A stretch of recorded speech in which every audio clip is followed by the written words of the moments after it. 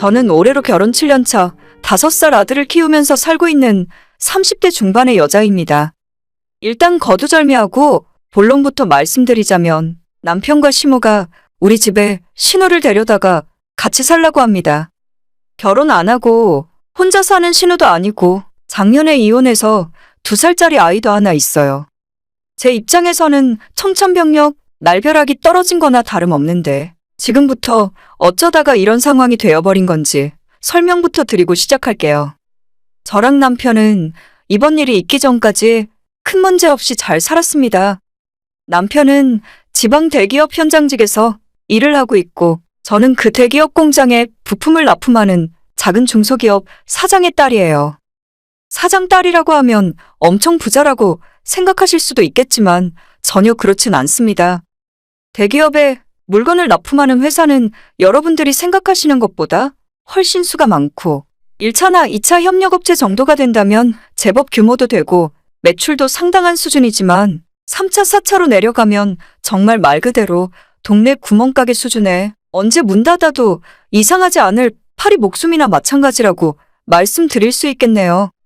저희 집도 숱한 어려움이 있었고 몇 번이나 집안이 통째로 넘어갈 뻔한 순간들도 많았습니다.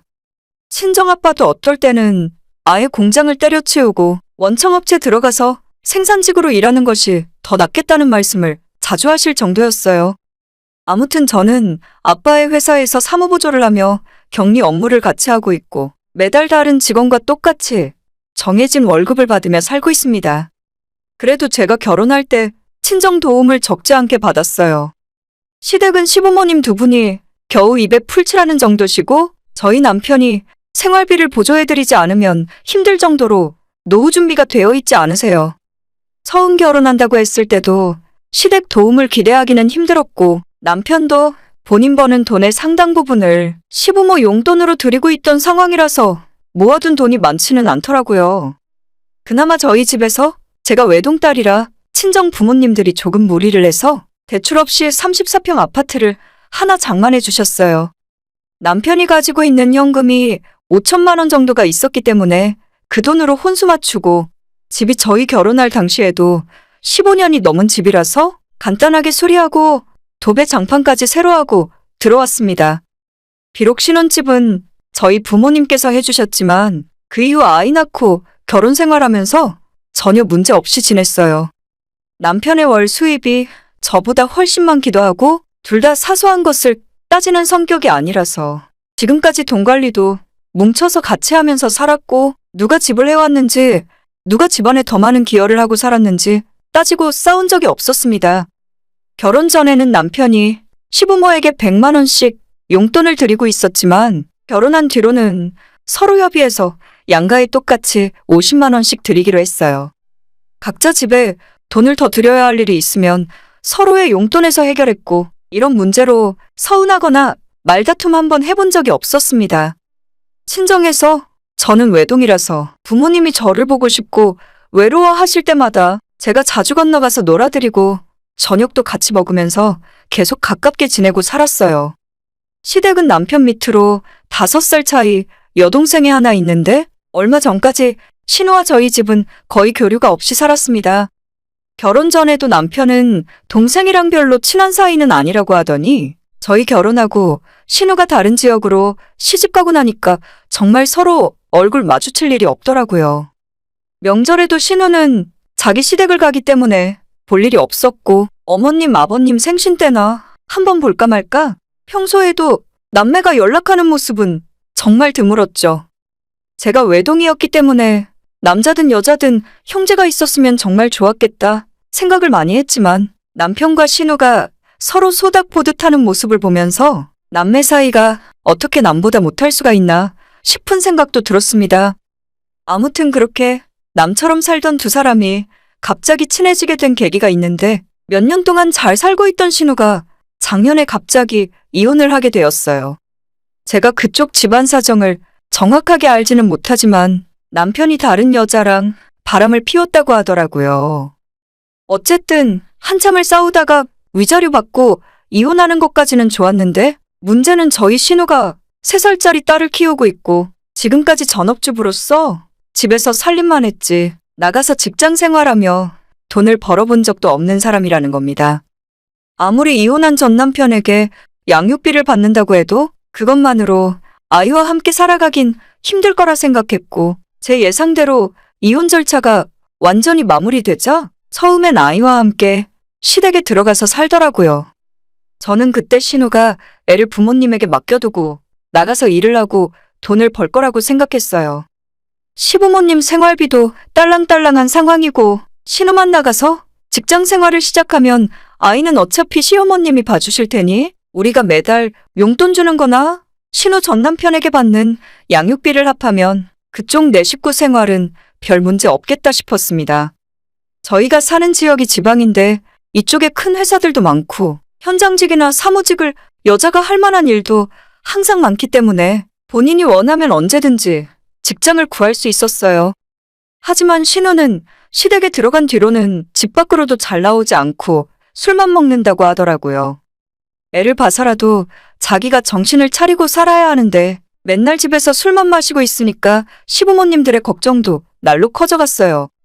특히 갑자기 아이를 포함해서 식구가 넷으로 늘어나니까 아버님이 밖에서 벌어오는 돈으로는 내 식구가 먹고 살기도 힘들 정도였고, 저희 남편에게도 몇 번이나 도와달라고 한 것 같더라고요. 그러는 와중에 갑자기 무슨 일인지 남편이 신우이와 친하게 지내기 시작하면서 퇴근하고 바로 집으로 오는 것이 아니라 시댁에 들러서 신우와 함께 술 마시고 오는 날이 많아졌습니다. 동생이랑 연락도 잘 안 하고 지내던 사람이 신우가 이혼하고 시댁 들어온 지 2달 만에 둘도 없이 친하게 지내고 있더라고요. 남편이 매일 신우를 만나서 같이 술 마시는 것까지는 뭐라고 하지 않았는데, 제가 조금씩 기분 나쁘기 시작했던 건 저희 가족 여행 갈 때도 절대 빼놓지 않고 신우와 조카를 함께 데리고 다녔다는 거예요. 여보, 우리 셋이 오붓하게 놀다가 오면 안 돼. 꼭 아가씨를 데리고 가야겠어. 한 번은 제가 너무 스트레스를 받다 못해 남편에게 불만을 이야기한 적도 있었지만, 자기 동생이 너무 불쌍하고 아빠 없이 크는 조카가 자꾸 눈에 밟혀서 안 되겠다 하더라고요.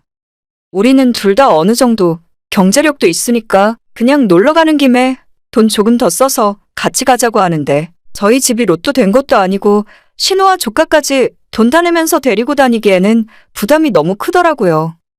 펜션을 하나 예약하더라도 우리 세 식구면 10만 원, 20만 원대 적당한 곳으로 예약하면 되는데, 신우와 조카까지 같이 데려가려면 한 번에 6인 정도 잘 수 있는 커다란 펜션을 예약해야 했어요.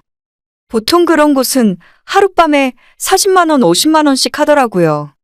그나마 신우만 간다고 하면 다행이지, 뻔히 같이 살고 있는 시부모님들도 맨날 빼놓고 다니기엔 눈치가 보였습니다.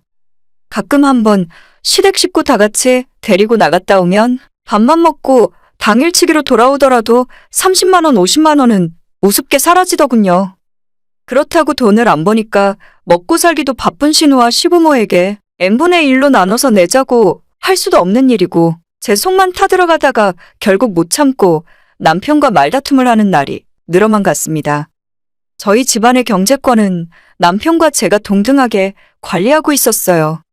생활비 카드는 제가 사용하고 있었지만 남편도 언제든지 카드 사용 내역을 확인할 수 있었고, 각자 정해진 용돈은 서로에게 얘기할 필요 없이 알아서 쓸 수 있었지만, 그 외에 모든 부부의 재산은 적금이든 주식이든 서로 완전히 오픈해 놓은 상태로 관리하고 살았죠. 저희가 쓰는 것도 적지 않게 쓰지만 맞벌이하는 덕분에 매달 꼬박꼬박 적금도 하고 있어요. 예금이랑 주식까지 전부 합치면 현금으로 2억 정도 되는데, 저는 지금 사는 집이 너무 오래된 아파트라 살기 불편해서 조금 더 모으면 이 집을 팔고 새로 짓는 신축으로 이사를 들어가고 싶었습니다. 하지만 얼마 전 남편이 저를 앉혀놓고 갑자기 이런 소리를 하더라고요. 우리 아파트 옆동에 48평짜리 방 5개 있는 집으로 이사 가자. 거기로 이사 가서 내 동생이랑 조카를 데리고 다 같이 사는 게 어때? 저는 이 사람이 뭘 잘못 먹어서 이런 소리를 하는 건가 싶었어요. 제가 뭐가 아쉬워서 지금 신우와 함께 한 집에서 살겠습니까? 가진 돈도 한 푼 없어서 전부 저희 돈으로 집을 사야 하고, 하다못해 신우가 직업도 없어서 5 식구 생활비까지 모두 저희가 뒤집어 써야 하는 판인데, 누가 그걸 좋다고 하겠어요? 남편에게 절대 그런 생각하지 말라고. 전 그렇게 당신 동생이 눈에 밟히고 소중하면 지금처럼 자주 찾아가서 맛있는 거 사주고 조카 크면 용돈이나 한 번씩 주면 된다고 했더니 남편은 오히려 저보고 피도 눈물도 없는 박정한 사람이랍니다. 사실 신호랑 조카가 올해 들어 우리 집에서 자고 간 적도 몇 번 있어요. 남편이랑 술 마시고 밤늦게까지 놀다가 그냥 자고 가야겠다며 거실에 이불 깔고 자더라고요. 내 집 거실에서 다음날 제가 출근할 때까지 술에 취해 자고 있는 신호를 보며 화도 나고 답답한 마음에 속이 뒤집어지기도 했지만 거기까지는 참을 수 있었어요. 그 순간만 참으면 되니까 불편하고 싫어도 실은 내색 안 하고 그냥 넘겼습니다. 하지만 하루 집에 와서 놀고 자고 가는 거랑 아예 우리 집에 들어와서 앞으로 몇 년이고 얹혀 살겠다는 건 완전히 다른 이야기잖아요. 글쎄, 제 이야기를 듣는 어떤 분들은 가족끼리 너무 정이 없다고 말씀하실지도 모르겠네요. 신호가 여러모로 불쌍한 상황에 처한 건 사실이니까요. 이혼할 때 받아서 나온 위자료도 거의 다 써버리고 얼마 안 남았다고 들었어요. 전 남편에게 양육비를 얼마나 받는지는 몰라도 대충 50만 원 언저리라고 예상하고 있거든요. 당연히 생활이 어렵고 주변 도움 없이 아무것도 할 수가 없는 상황입니다. 그럼 그 어려운 상황을 벗어나기 위해서 스스로 뭐가 됐건 노력을 해야죠. 왜 힘들다 돈 없다 징징대는 소리 하면서 나가서 일할 생각을 안 합니까? 지금 시댁에서 시부모랑 같이 살면 신호가 나가서 일하기 얼마나 좋아요. 아침부터 저녁까지 다 봐주시는 부모님도 있는데 몸쓰거나 힘든 일 하기 싫으면 간단한 컴퓨터 프로그램 몇 가지만 만질 줄 알면 사무실에서 얼마든지 일할 수 있습니다. 다른 지역은 일자리를 구하기가 힘든지 어떤지 모르겠지만 저희 지역에는 작은 회사들도 많고 공장들도 많기 때문에 항상 일할 사람이 모자라요. 막말로 내일 당장 저희 아빠 회사에 출근한다고 해도 월급 250만 원은 맞춰줄 수 있습니다. 차라리 신호가 저한테 이래서 돈 벌고 싶은데 어떻게 해야 할지 모르겠다고 이야기를 했으면 아는 회사에 일자리라도 소개시켜줬을 텐데 자기는 일할 생각 없이 시부모 집에 얹혀 살다가 이제는 저희 집에 얹혀서 살겠다니 이게 말이나 되는 소리입니까? 신호 나이가 이제 겨우 33이에요. 조카가 3살인데 대학 졸업할 때까지 뒷바라지를 해줘야 한다면 앞으로 최소 20년이잖아요. 그저 지금 잠깐 불쌍하다는 이유 하나만으로 최소 20년 동안 아무런 경제활동도 없이 우리 집에서 군식구 마냥 놀고 먹는 꼬라지를 봐야 하는 건가요? 남편에게 나는 그런 꼴 못 본다고 우리 집에서 같이 사는 것도 싫고 당장 신호 보고 나가서 돈 벌어오라고 시키랬더니 조카가 고작 3살인데 아이한테 엄마가 있어줘야 한답니다. 진짜 그 말 듣고 입이 떡 벌어져서 다물어지지도 않더군요. 저 아이 낳고 딱 우리 아들 돌 때까지만 같이 있어줬어요. 그 이후로 친정엄마에게 1년 맡겨놓고 아이 3살 때부터 아파트 어린이집 보냈습니다. 다행히 회사 퇴근 시간 조금 조정받아서 어린이집 끝날 때는 제가 픽업했어요. 자기 와이프가 1살짜리 애를 친정엄마한테 맡겨두고 직장 나가서 돈 벌어올 때는 아무런 말도 없다가 자기 동생 보고 나가서 일하라고 하니까 불쌍해서 못 그러겠나요?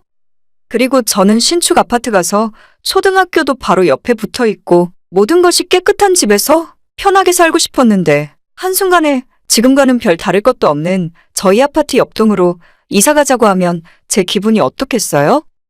48평이고 뭐고 지금 집과 아무것도 다를 바가 없는데 거기에 신호랑 조카까지 데리고 살면 얼마나 집이 답답할지 상상도 하기 싫습니다. 집에서 놀고 먹는 신호가 집안일이라도 완벽하게 해놓으면 모를까? 시댁에서 지내는 모습 보면 별로 그럴 것 같지도 않아요. 선천적으로 게으르고 결혼하고 아이 낳은 뒤로 살까지 찌는 바람에 손가락 하나 까딱하기 싫어합니다. 제가 알기로는 아이도 시모가 대신 보고 있다고 들었어요. 신우도 시부모의 좁고 낡은 집에서 살기 싫고 시부모도 경제적으로 어려운데 신우까지 떠안고 살기 부담스럽고 시댁 식구들 모든 이해관계가 맞아떨어져서 저희랑 같이 살겠다고 하는 것 같더라고요. 저랑 남편이 이 문제로 2주 가까이 싸우면서 결론을 내지 못하자 결국 참다 못한 시모가 저희 집까지 찾아와서 부부싸움에 개입을 하더니 저보고 이번 한 번은 양보하라더군요. 제가 미쳤습니까? 양보할 게 따로 있지. 저희 집 한 켠을 내주고 공짜로 숙식까지 제공해야 한다는데 누가 이해하고 양보할 수 있겠습니까? 평소에는 절대 시모한테 언성 높이는 일이 없었는데 그때 너무 짜증도 나고 남편이랑 며칠째 싸우느라 신경이 날카로워져 있는 바람에 어머님이 뭘 하신다고 이 일에 끼어드세요? 하루 이틀도 아니고 제가 어떻게 백수 아가씨를 평생 데리고 살겠어요? 라고 소리를 질렀는데 시모가 갑자기 큰 충격을 받은 것처럼 뒷목을 잡고 쓰러지는 겁니다. 시모의 어설픈 연기력 때문에 생쇼를 하는 걸 바로 눈치챘지만 미리 남편이랑 짝이라도 한 것처럼 남편이 아무리 그래도 시부모한테 어떻게 큰 소리를 칠 수 있냐고 화를 내더라고요. 어머님 지금 쉬하는 거라고 쓰러지는 사람이 어떻게 소파에 곱게 누워 계실 수 있냐고. 저도 화를 내다가 남편이 화를 못 이기고 제 뺨을 때렸고 순간 때린 남편도 놀라고 맞은 저도 놀라고 누워서 지켜보고 있던 시모까지 놀라더라고요. 저는 다른 건 몰라도 손찌검하는 남편과는 살고 싶은 생각은 하나도 없습니다. 바로 아들 데리고 짐 싸서 친정으로 갈까 하다가 가만히 생각해보니 여기는 우리 친정 부모님이 제 앞으로 사주셨던 제 집인데 집주인이 나가는 법이 어디 있어요? 남편에게 당신 엄마 데리고 시댁으로 꺼져버리라고 했죠. 뒤늦게 남편이 손찌검한 건 미안한데 시부모한테 소리 지른 저도 잘한 거 하나 없다고 하길래 그럼 어차피 쌍방 과실이니까 이대로 이혼하자고 했습니다. 그날부로 바로 남편과 시모를 집에서 쫓아내버렸고 그렇게 네 동생이 걱정되면 앞으로 그 집에서 같이 살면서 실컷 보살펴주라고 했죠. 남편을 시댁으로 쫓아낸 지 일주일 정도 지났고 바로 어제 자기가 아무래도 잘못 생각한 것 같다면서 장문의 사과 문자를 보내더라고요. 신호와 같이 살 마음을 접었다면 저도 용서하고 다시 예전처럼 살 수 있었을지도 모르는데 남편이 제게 손찌검한 건 아직까지도 절대 용서가 안 되네요. 한 번이 어렵지 두 번, 세 번 앞으로 언제든지 자기가 수틀리면 손찌검할 수 있다고 생각해요. 차마 친정 부모님에게는 맞았다는 얘기도 아직 못했습니다. 아마 그거 아시면 저희 아빠가 난리가 날 거예요. 하나뿐인 외동딸 저희 부모님조차 때리지 않고 키우셨는데 남편에게 맞았다는 걸 알면 억장이 무너지실 것 같더라고요. 아마 이혼하는 과정 끝날 때까지 그냥 신혼 문제 때문에 의견 차이로 이혼한다고 말씀드릴 거고 맞았다는 이야기는 끝까지 하지 않으려고요. 어디서 어떻게 시작해야 할지 모르겠지만 시간이 오래 걸리더라도 남편과 갈라서고 지긋지긋한 시댁 사람들도 안 보고 살렵니다. 아들도 어지간히 컸고 저 혼자서도 잘 키울 수 있어요. 정 힘들면 친정 들어가서 부모님과 같이 살아도 되니까 아무 걱정 없습니다. 남편 문제나 빨리 해결됐으면 좋겠어요. 일단 변호사를 먼저 만나서 이야기를 한번 들어보려고요.